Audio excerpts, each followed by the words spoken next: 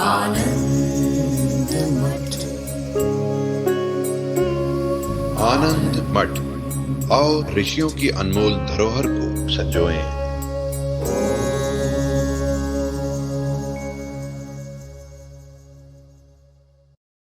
प्रलय काल में आनंदम अनुभवता, प्रलय काल में वो आनंद का अनुभव करते हैं। इसी तरह से यह जो प्राज्ञ है यह सुषुप्ति में आनंद का अनुभव करता है। अच्छा, कैसे आनंद का अनुभव करता है? तो आनंद का अनुभव करने के लिए कोई माध्यम चाहिए,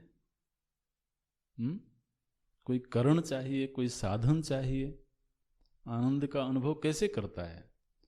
तो बोलते हैं अज्ञान वृत्ति भी, और शब्द देखना वहां पर ग्रंथ में, अज्ञान वृत्ति भी आनंदम अनुभवतः। आनंद का अनुभव कौन कर रहा है? कर्ता का निश्चय हो गया। कौन कर रहा है? ईश्वर और प्राज्ञ। कहाँ अनुभव कर रहे हैं? प्रलय और सुषुप्ति में। क्या अनुभव कर रहे हैं? आनंद का अनुभव कर रहे हैं। किस माध्यम से अनुभव कर रहे हैं? तो अब बोलते हैं अज्ञान वृत्ति भी, अज्ञान वृत्तियों के द्वारा। ये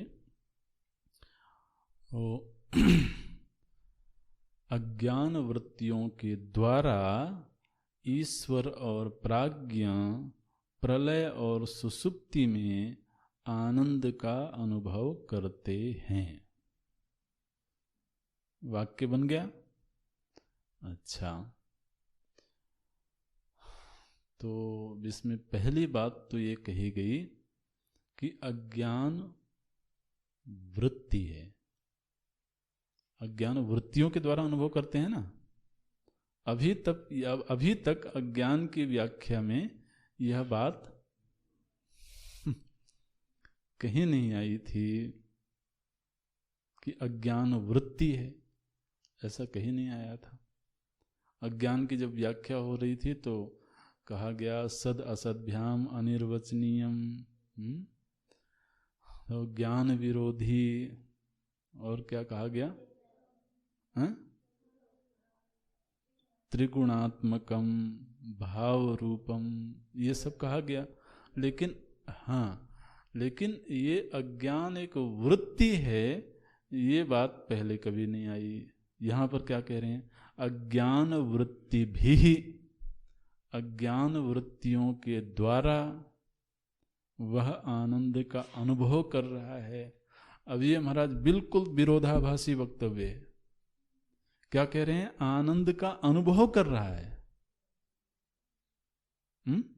तो अनुभव माने ज्ञान है। अनुभव जब होगा तो ज्ञान रूपी होगा ना। तो एक तरफ कहा जा रहा है कि अनुभव कर रहा है अनुभवतः, और दूसरी तरफ का क्या कहा गया? अज्ञान वृत्ति भी।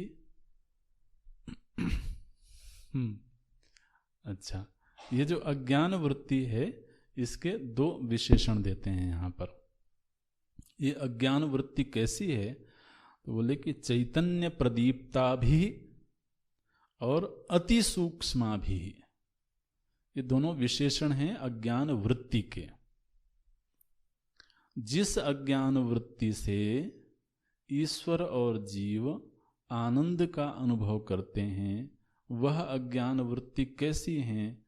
तो बोले एक तो चैतन्य प्रदीप्ता भी, चैतन्य से वो प्रदीप्त हैं माने प्रतिबिंबित हैं, उनमें चेतना का प्रतिबिंब है। और दूसरा अति सूक्ष्मा भी। ये अज्ञान वृत्तियां कैसी हैं? बोले ये अति सूक्ष्म हैं। अच्छा, तो अब आप देखिए, तो चैतन्य प्रदीप्ता भी, यह तो हम सब समझते हैं कि कोई भी वृत्ति होती है वह वृत्ति चेतन से प्रतिबिंबित ही होगी, है ना। यह पूर्व में पढ़ा गया है, इसलिए इसको समझने में दिक्कत नहीं है। कोई भी वृत्ति तब तक नहीं जानी जा सकती है, तब तक हो नहीं सकती है जब तक उसमें चेतन का प्रतिबिंब ना हो। तो वृत्ति और चित प्रतिबिंब का वृत्ति और चित प्रतिबिंब का हम क्या बोलना चाहते हैं? सहज संबंध है।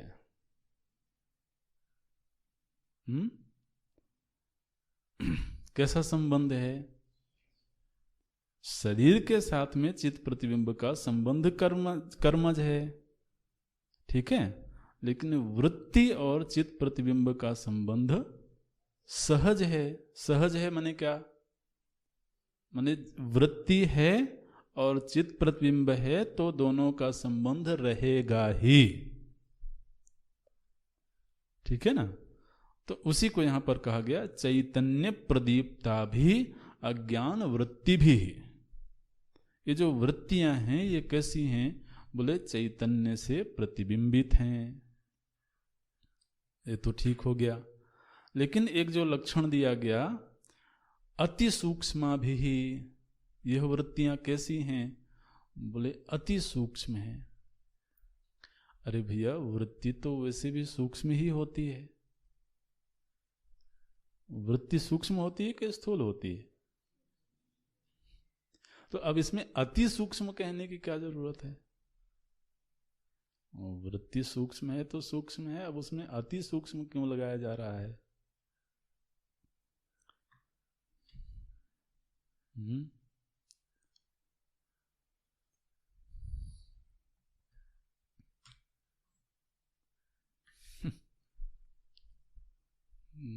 बोले नहीं, देखिए अभी ज़्यादा प्रश्न नहीं करेंगे।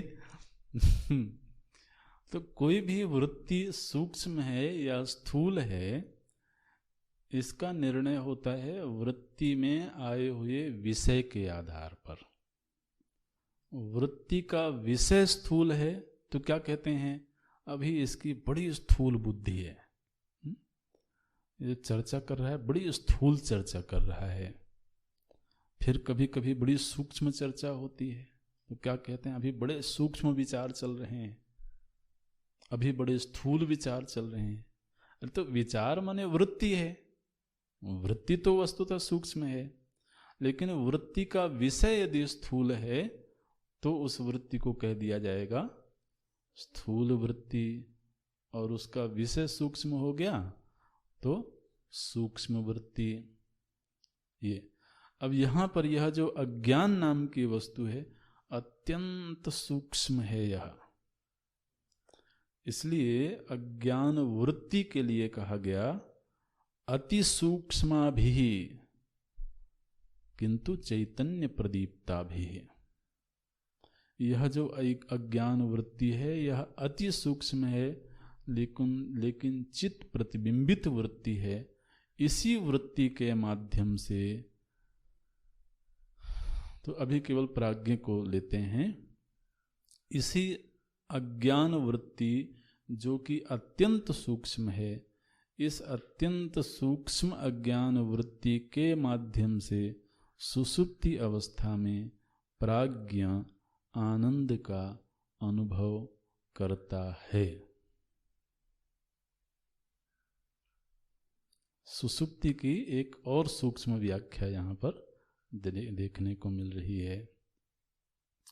पूर्व में तो हमने केवल पढ़ा अज्ञान, वो अहंकार, लय सुप्तौ, केवल इतना ही पढ़ा वहाँ पर। सुषुप्ति अवस्था कब आई?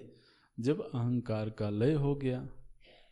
अब यहाँ पर वह जो लीन स्थिति है, सुषुप्ति की स्थिति है, उसको थोड़ा सा और खोल देते हैं, थोड़ा और उसकी व्याख्या कर देते हैं। बोले सुषुप्ति अवस्था कैसी अवस्था है?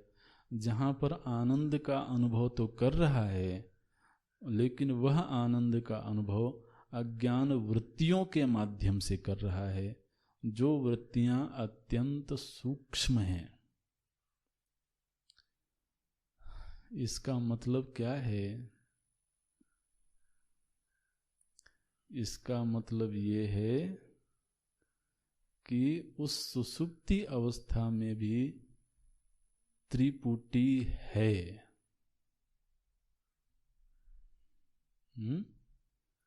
उस सुषुप्ति अवस्था में भी ज्ञाता, ज्ञान और ज्ञेय है।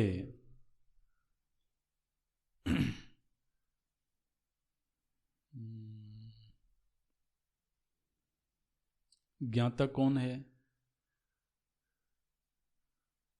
प्राज्ञ।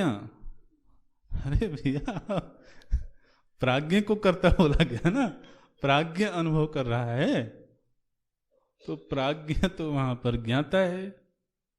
ज्ञेय क्या है? भोग पदार्थ क्या है? आनंदम। ठीक। और भोग साधन क्या है? अज्ञान वृत्ति भी। ठीक। जैसे नेत्र वृत्ति से दृष्टा दृश्य को देखता है। ये बात पकड़ में आ रही है ना? नेत्र वृत्ति है, नेत्र का एक व्यवहार हो रहा है, तो नेत्र वृत्ति के माध्यम से दृश्य को दृष्टा जान रहा है, देख रहा है। तो इसलिए हम कहते हैं कि यहां पर त्रिपुटी है, तीनों चीजें हैं, देखने वाला भी है, दृश्य भी है, और दर्शन की क्रिया भी हो रही है। तो इसी तरह से सुषुप्ति में क्या कहा गया? बोले वहां पर प्राज्ञ है, वह प्राज्ञ अज्ञान वृत्तियों के माध्यम से आनंद का अनुभव कर रहा है। तो अनुभव करने वाला भी है, अनुभव की जाने वाली वस्तु भी है, और अनुभव की क्रिया भी हो रही है। अज्ञान वृत्तियों के द्वारा तो ईश्वर और प्राज्ञ आनंद का भोग करते हैं। यह अज्ञान वृत्ति कैसी है? बोले एक तो यह चैतन्य से प्रदीप्त है, चैतन्य प्रदीप्ता भी, और दूसरा अति सूक्ष्म भी, अत्यंत सूक्ष्म वृत्ति है। अब इसमें थोड़ा विचार करने जैसा विषय है ये। तो मुख्य रूप से तो वहाँ जो वृत्ति होती है वह अभावाकार वृत्ति होती है। अभाव प्रत्ययालंबना वृत्ति निद्रा, निद्रा की यह योग सूत्र में परिभाषा की गई है। अभाव प्रत्ययालंबना वृत्ति निद्रा। तो ये जो अज्ञान है, यह अज्ञान तो बुद्धि का कारण है। हमने यही पढ़ा है, यह जो अज्ञान है ये कारण शरीर है। किसका कारण शरीर है? सूक्ष्म शरीर और स्थूल शरीर का। तो वृत्ति तो सूक्ष्म शरीर में होती है, माने बुद्धि की वृत्ति होगी ना, और बुद्धि तो सूक्ष्म शरीर का हिस्सा है, सूक्ष्म शरीर का अवयव है। और अज्ञान उसका कारण है। तो अज्ञान की वृत्ति कैसे हो सकती है? वृत्ति तो बुद्धि की है, सूक्ष्म शरीर का अंग है। तो अज्ञान वृत्ति जब कहा गया तो वो हमारे मनन के लिए हमको यह बात समझना है कि अज्ञान का मतलब है यहाँ पर किसी विशेष वस्तु के ज्ञान का नहीं होना। किसी विशेष के ज्ञान का अभाव। किसी भी विशेष का ज्ञान उस समय पर नहीं हो रहा है। मैं कहाँ हूँ इसका ज्ञान नहीं हो रहा है, क्या हूँ इसका ज्ञान नहीं हो रहा है, मेरे आसपास क्या है इसका ज्ञान नहीं हो रहा है। तो विशेष ज्ञानों का वहाँ पर अभाव है। विशेष ज्ञानों के अभाव के आकार की जो वृत्ति है उसको कहा गया अज्ञान वृत्ति।